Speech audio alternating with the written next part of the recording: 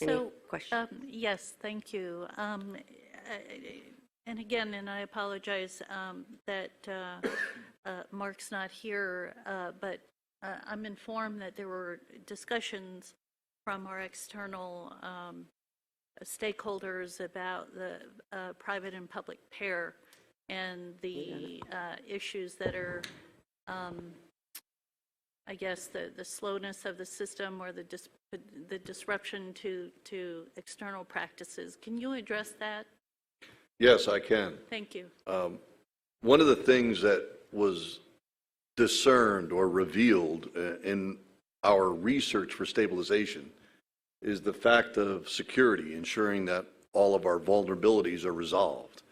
And in doing that, one of the vulnerabilities was allowing a lot of the private pair query to be automatically scraped or for bots to take over.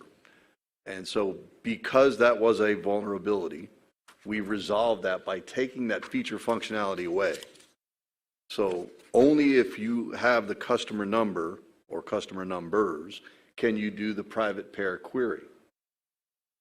That forced a lot of people to go to public pair, which is not performing very well as we speak. Because of that? It's just a volume thing at that time. Although public pair does what it's supposed to do, it's been bogged down by a lot of volume. And besides that, people don't really like it because it's designed as a single manual interface because of the security software we put in front of it called CAPTCHA. In essence, it prevents bots from actually getting in without a lot of effort. I'm not saying that bots don't do it. I'm saying that there's a lot of effort required in order to get that done. What we would like to see is people go to PEDS, which is the bulk download of electronic information. The problem with that is, as I've found out, it is not a fully baked solution from a customer support point of view. There's a lot of things that customers want from it. So we have a immediate, short-term, and long-term action plan for pair. Private pair, immediately, the performance issues need to be found out. We really do need to know what's going on, and we have folks right now gathering that data so that we don't address ghosts, because there's a lot of internet ghosts out there. I'm not going to resolve ghosts, but I will find the real problems and then we'll resolve those problems. That's immediate. The short-term thing with public pair, we'll try to figure out a better way to anticipate load and take care of load. And then the long term, we'll find out those requirements from the customer, from the public, on the public dissemination of bulk data. In doing that, we actually invited folks to come and speak to us and gather information on requirements. So there's been a lot in the press about that meeting and what was described, because at the time, we were unaware of a surge or a large problem with private pair. So because that was brought to my attention, we have taken those actions to do immediate actions on private pair. So given that, are there any questions? I think you provided a good roadmap for what you're going to do. How about a timeline for near term and long term?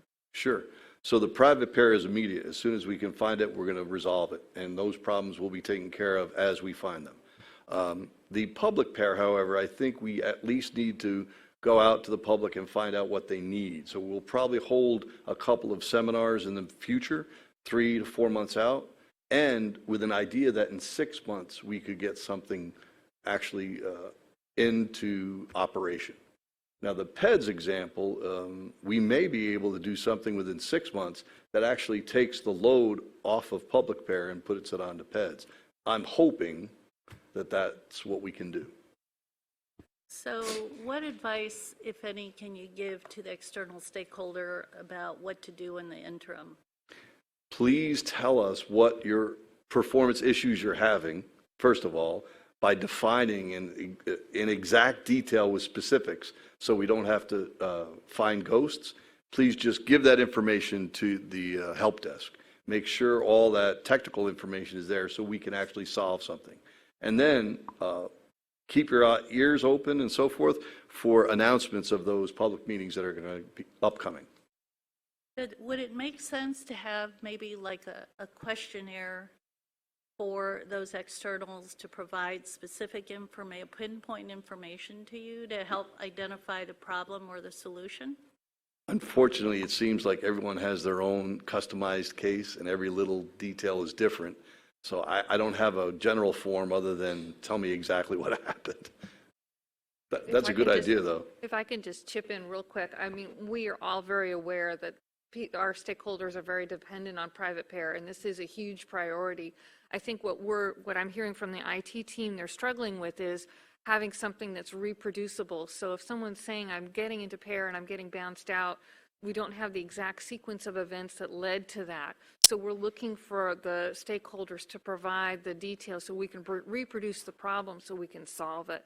And if we went to some kind of a survey, I think we'd get some high-level, information that could be helpful, but it would take too long for doing what we need to do, which is to fix this within weeks, not months. I was thinking more of for reproducibility. What kind of or to make sure that whoever has that problem, the ghosts, and I don't know if they're ghosts, but the individuals that have their particularized problem, to make sure that they are providing enough details to you so that you can reproduce it. And sometimes I think people need guidance on what information do you need so that you can reproduce. So not so much a survey, although I think a survey in the end might be, that'll, to the extent that there are overlapping issues that can be fleshed out, that's great for the survey. But if you want to reproduce something in particular, I'm sure that there's certain information that you might need, right? Yeah, I think what we could do is, it's not the first time you experience it that you get really frustrated. It's usually the second or third time that it's bad. So if you do have a pair instance of bad performance or errors or whatever it might be, if you could send that in and then we know and make sure it's characterized by pair problem, then we could send back something, well, what happened in this? So the next time it happens to you, we could capture all those fill in the blanks, if that's what you're suggesting. Right. So look at that, that's agile at work. No, yours. That was awesome. So this question goes back to stabilization. Debbie, you talked a bit about the 9 critical systems that are kind of in the works on being stabilized. What was the, I think I might have missed the timeline for the Sure. the 9.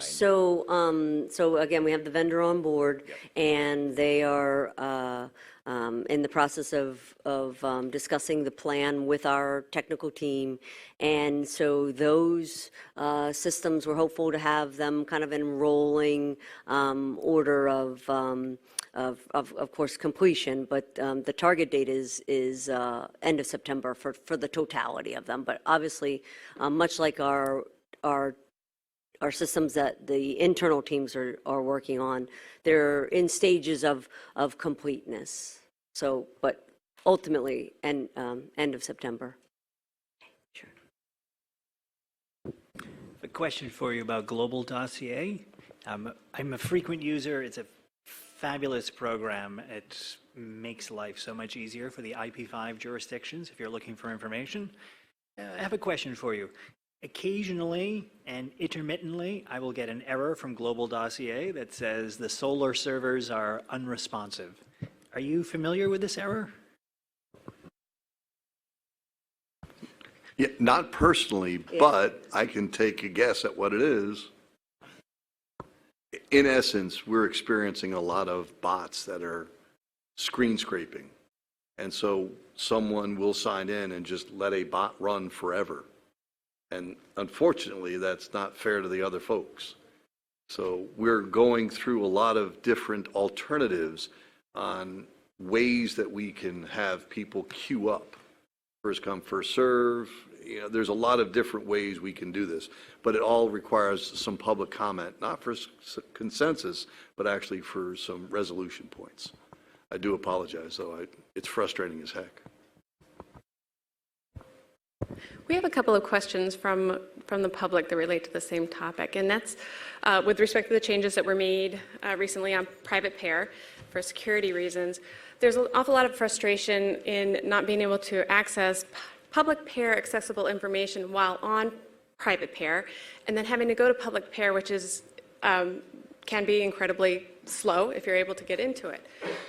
And so there's a question of whether there's a plan to make the public payer accessible information accessible on private payer. Myself, personally, I do not see a time when we will go back to that. And the reason is because it's not designed the same way. But in doing so, we do have an obligation to ensure that public payer performs a lot better. So no and yes.